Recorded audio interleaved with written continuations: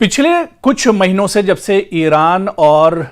Israel के दरमियान जंग छिड़ी या ईरान और अमेरिका के दरमियान ये जंग और शदीद हुई, या फिर ये कहा जाए कि जब हमास ने इजराइल के अंदर हमला किया था और इजराइल ने गजा पर पलटवार किया, या इसके बाद इजराइल ने अचानक ईरान पर हमला कर दिया, उसके बाद फिर अमेरिका और इजराइल ने मिलकर ईरान को निशाना बनाया। इन मशरिक़ वस्ता में इन तमाम जंगों के दरमियान, इन तमाम मंजरनामों के बीच अगर किसी की निगाहें मशरिक़ वस्ता पर सबसे ज्यादा दरअसल टिकी हुई थी तो वो दरअसल कोई और नहीं, वो नॉर्थ कोरिया था, वो शुमाली कोरिया था, जो इस पूरे मंजरनामे पर दरअसल नजर गड़ाए हुआ था और इस पूरे मंजरनामे को देख रहा था।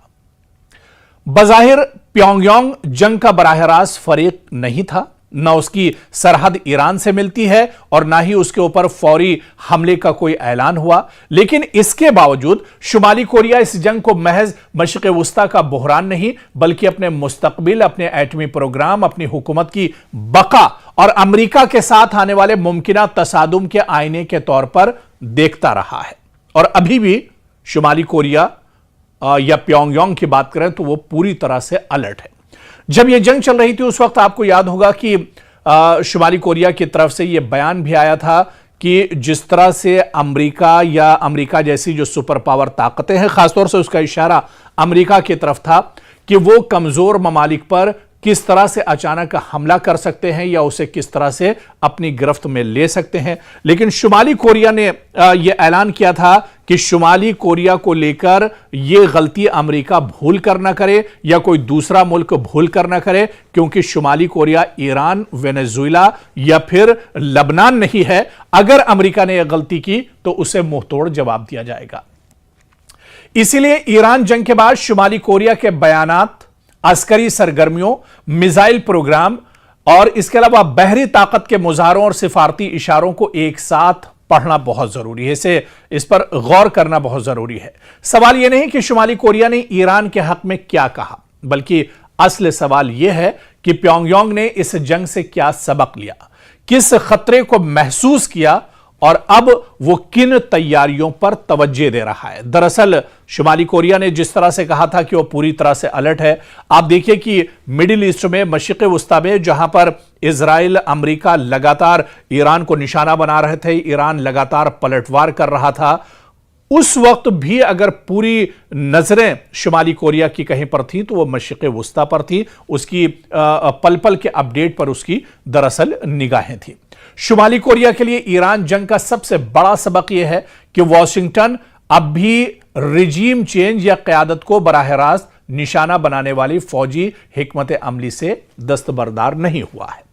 ईरान पर हमलों, ईरानी क़यादत और अस्करी ढांचे को निशाना बनाने और फिर जंग के बाद भी डोनाल्ड ट्रंप के सख्त बयानात ने प्योंगयांग को यह याद दिलाया कि अगर कोई रियासत अमेरिका के साथ शदीद तसादुम में जाए तो सिर्फ पाबंदियों या सिफारती दबाव तक बात महदूद नहीं रहती, बल्कि मामला क़यादत, फौजी ढांचे और जौहरी तंसीबात तक जा सकता है। ट्रंप ने हाल ही में ईरान के बारे में कहा कि या तो मुआहिदा होगा या अमेरिका काम मुकम्मल करेगा,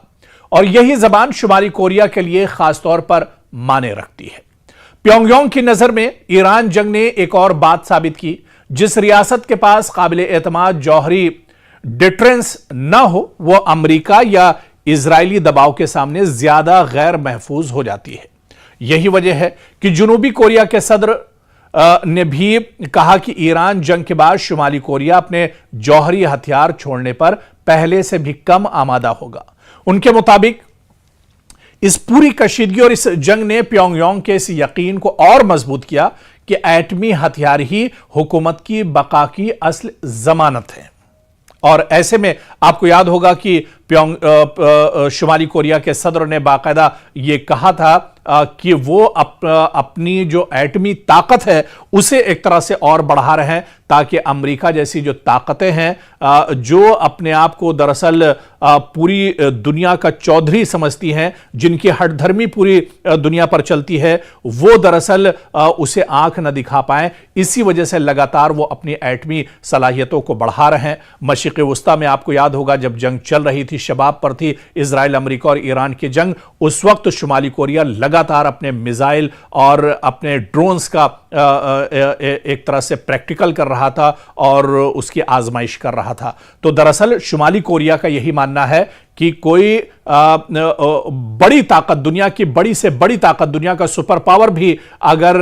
उसे आंख दिखाता है तो उसके लिए यह जरूरी है कि उसके पास एटमी हथियार होने चाहिए। और इसी वजह से शुमाली कोरिया आज दुनिया के बड़े ममालिक में एक तरह से शामिल हो रहा है, जिसके पास जदीद आलात हैं, जदीद हथियार हैं, असलहा और गोला बारूद हैं, एटमी हथियार हैं, ताकि दुनिया की बड़ी जो ताकतें हैं वो उसे दबा न सकें।